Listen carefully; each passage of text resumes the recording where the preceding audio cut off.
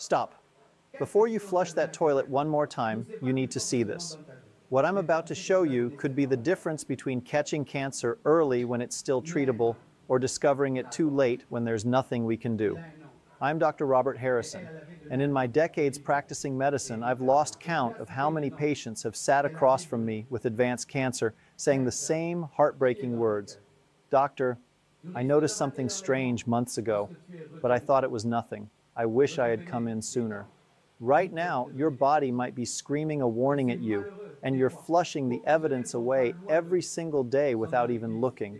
What comes out of your body is literally showing you what's happening inside, months, sometimes years before you'll feel sick, before the pain starts, before any blood test will detect it. And here's what terrifies me most. The deadliest type of stool, the one that signals advanced cancer, doesn't always look obviously wrong. Sometimes it's subtle. Sometimes people see it and think, that's a little odd, and then forget about it. But here's the truth that gives me hope. If you know what to look for, you have power. You can catch these deadly warning signs early when treatment is simple and survival rates are over 90%. Your toilet bowl is literally giving you a free cancer screening every single day, but only if you know how to read the signs. Today, I'm going to show you exactly what you need to see, and more importantly, what you must never ignore. Something as straightforward as color already tells us volumes about your bile ducts, liver function, pancreas health, or whether there's internal bleeding you cannot see or feel. The shape, consistency, and type of stool reveal critical information, from parasitic infections to inflammatory conditions to cancer. And at the end, I'll give you 3 simple strategies to protect your gut health starting today. To help you understand this clearly, we physicians use the Bristol stool scale. It describes how stool appears, ranging from very hard pellets to completely liquid, numbered 1 through 7. I strongly encourage you to print this out and post it in your bathroom. There's no shame in this. It's a medical tool that empowers you to monitor your own health. If your stool looks like type 1, very hard, separate little pellets like rabbit droppings, difficult to pass, that's constipation. Your intestine has been holding on to fecal matter too long, and it's drying out inside your colon. This causes pain during bowel movements, hemorrhoids, anal fissures, and significantly increases inflammation throughout your entire body. At the opposite extreme is type 7, completely liquid diarrhea, meaning your intestine is moving too rapidly and isn't absorbing nutrients properly. Here's what I want you to remember. Ideally, your stool should come out formed but soft, paste-like consistency, neither rock hard nor liquid, and brown in color. When food passes from your stomach into your intestine, it mixes with bile that starts out greenish. During digestion, that bile transforms, giving your stool its characteristic brown color. So that familiar brown actually signals normal digestion.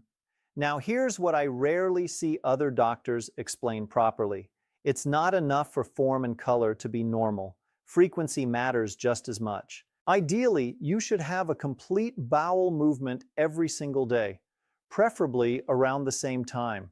Some people naturally go every other day, and if that's been your lifelong pattern and you feel completely empty afterward, that can be normal for you. However, when more than 2 or 3 days pass without a bowel movement, or when you notice sudden, unexplained changes in your usual pattern, that's a red flag demanding attention. Changes in bowel frequency aren't random. They can signal intestinal blockages, hormonal imbalances like thyroid dysfunction or menopause effects, chronic stress, certain medications, insufficient fiber or water, or even problems with your liver or pancreas. Form, color, and frequency. These are your 3 essential keys. Now let's look at specific danger signs. Healthy stool should exit with normal thickness, roughly the diameter of a banana. If your stool is coming out thin, narrow, or pencil-like regularly, that can warn that something is partially obstructing or narrowing the passageway in your intestine. This doesn't automatically mean cancer. It could be low fiber, diverticula, or an anal fissure causing you to unconsciously tighten, but it can also indicate a growing tumor, If you notice repeatedly thin pencil-like stools, especially if this is a change from normal, see a doctor promptly. When you go to the bathroom, you should feel complete emptying, that distinct sensation of relief in your lower abdomen. Many people, especially as they age, sit for extended periods because they never feel finished. We call this evacuatory dysfunction, particularly common in women after menopause. Another concerning symptom is constant sensation of needing to go throughout the day, even after you've been. This is called tenesmus, and it means your intestine hasn't emptied properly or is experiencing inflammation. For constipation relief, here's my specific recommendation. Upon waking, drink a full, large glass of water before anything else. This activates your intestinal system. Throughout the day, drink another glass every 1 to 2 hours, stopping about 2 hours before bedtime. Increase fiber gradually. Add 1 or 2 tablespoons of chia or ground flax seeds to yogurt or oatmeal. Incorporate fruits with natural laxative properties, prunes, papaya with seeds, kiwi, apples with skin. I often recommend preparing green juice with celery, apple, and fresh ginger. Drink 1 to 2 glasses daily. If diarrhea persists for more than 4 weeks, that's chronic diarrhea requiring thorough investigation. We need to rule out colitis, inflammatory bowel diseases, chronic parasitic infections, polyps, or other significant problems. Persistent diarrhea causes dehydration and malnutrition and always has an underlying cause needing treatment. Now regarding stool color variations, if your stool appears green, this usually isn't alarming. Either your intestine is moving food through quickly, so bile doesn't have time to transform from green to brown, or you've eaten lots of dark leafy greens like spinach or broccoli. However, if your stool appears yellowish or pale, clay-like, whitish, and this persists for more than 2 or 3 days, it can signal poor fat digestion, parasitic infection, or problems with your pancreas, liver, or bile ducts. Regarding floating versus sinking, for years, people believed floating stools indicated serious disease. Modern medical understanding tells us that floating versus sinking by itself isn't significant. Stools float simply because they contain more gas. What really matters are form, consistency, frequency, and any significant changes from what's normal for your body. Now we've arrived at the most critical part. What is the single most dangerous type of stool? The worst case scenario, representing a true medical emergency, is when your stool appears very dark, black, with the appearance of tar or coal. This is called melena, and I cannot stress enough how serious this is. This typically indicates significant bleeding in the upper part of your digestive tract, your stomach or small intestine. The blood has been partially digested as it travels through, giving it that characteristic black, tarry appearance. What causes this? A bleeding ulcer in your stomach, bleeding from intestinal diverticula, small blood vessels bleeding inside your intestine, or in certain cases, hidden cancer bleeding internally. The black, tarry appearance tells us the bleeding is substantial. If you ever notice black, tarry stools, do not wait. Do not tell yourself you'll call your doctor tomorrow. Go directly to an emergency room or call your doctor immediately if it's during office hours. I've seen patients who delayed seeking care for black stools, and by the time they came in, they required transfusions and emergency surgery. Don't let that be you. There's another color warning, bright red blood. If you notice bright red blood on toilet paper, on the surface of your stool, or mixed throughout, this also demands attention. Bright red blood typically means bleeding from your lower intestine, colon, or rectum. Sometimes this is relatively minor, like hemorrhoids or a small anal fissure. However, bright red blood can also indicate polyps growing in your colon. Polyps start out benign, but some types can transform into cancer over time. Bright red blood can also be a direct sign of colon cancer that's already present. Blood in your stool, regardless of color, should never be dismissed as probably just hemorrhoids. Get it checked properly with a thorough examination and likely a colonoscopy. Now let me give you 3 powerful strategies to protect your intestinal health starting today. These are straightforward habits that, if you commit to them, will dramatically improve your digestion, energy, and overall well-being. Strategy number 1, move your body every single day. If you spend most of your day sitting or lying down, your intestinal system becomes sluggish. Your colon needs movement to function optimally. Simply walking 20 to 30 minutes daily, doing gentle stretching, or staying reasonably active as you do household tasks makes an enormous difference.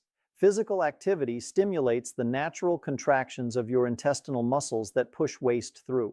Make movement non-negotiable every day. Strategy number 2, have at least one colonoscopy after you reach age 50, even if you feel completely healthy. Current recommendations now suggest screening at age 45, and if you have family history of colon cancer, even earlier. Colorectal cancer is one of the most common and deadly cancers, and it typically grows slowly and silently. You can have a tumor developing for years without symptoms until the cancer is quite advanced. Here's the empowering part. Colorectal cancer is one of the most preventable cancers. Nearly all colon cancers start as small benign growths called polyps. A colonoscopy allows me to find and remove these polyps before they ever become cancer. It's literally cancer prevention, not just detection. If your colonoscopy is completely normal, you'll repeat it in 10 years. Yes, the prep is unpleasant. You'll clean out your colon the day before with strong laxative solution. But that one day of discomfort could literally save your life. Strategy number 3, and this is the most powerful. Protect and nurture your intestinal microbiota every single day. Your gut microbiota is like an ecosystem of trillions of microorganisms, bacteria, viruses, fungi, living inside your intestinal tract. When you take care of this ecosystem, it functions like a highly trained army of protectors working on your behalf 24/7. Let me tell you what these microorganisms do. They help break down and digest food, particularly fibers your own digestive enzymes can't handle. They manufacture essential vitamins, including B vitamins and vitamin K. They strengthen and regulate your immune system. About 70% of your immune system resides in your gut. They influence your mood and mental health by producing neurotransmitters like serotonin. They affect your weight, metabolism, inflammation throughout your body, energy levels, even memory and cognitive function. When your microbiota is healthy and balanced, you feel good. You have energy. Your digestion works smoothly. Your immune system protects you effectively. But when your microbiota becomes disrupted, dysbiosis, your entire body suffers.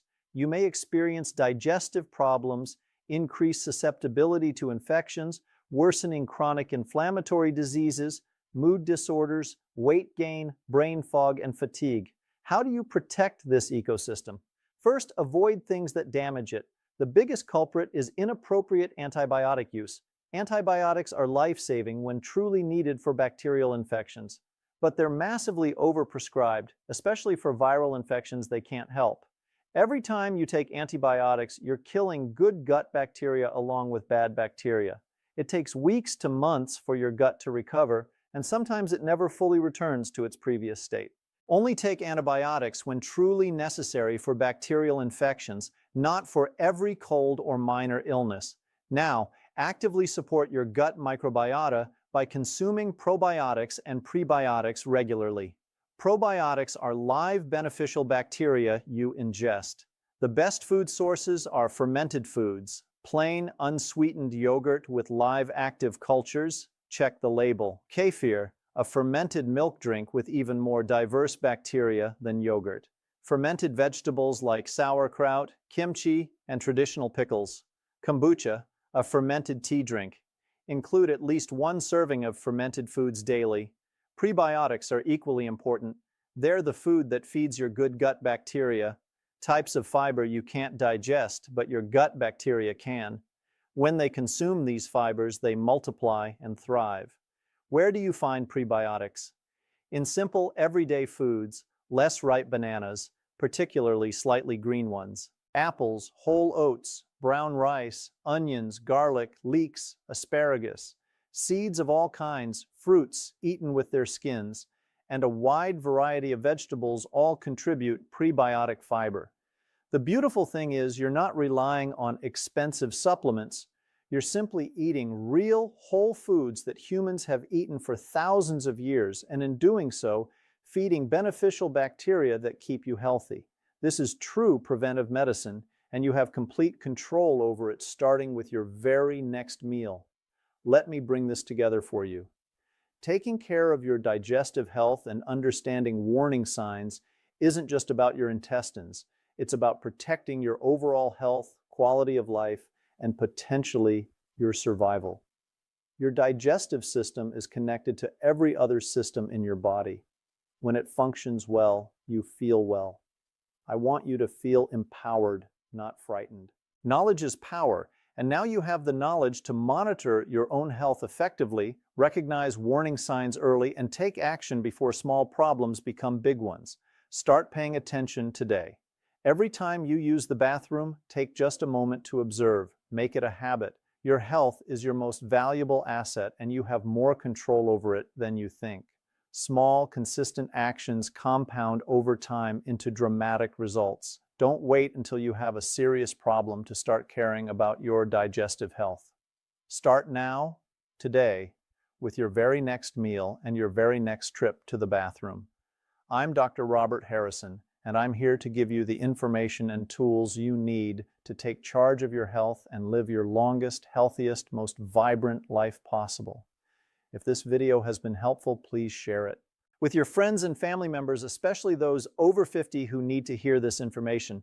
Thank you for watching, and I'll see you in the next video where we'll continue this journey toward optimal health together.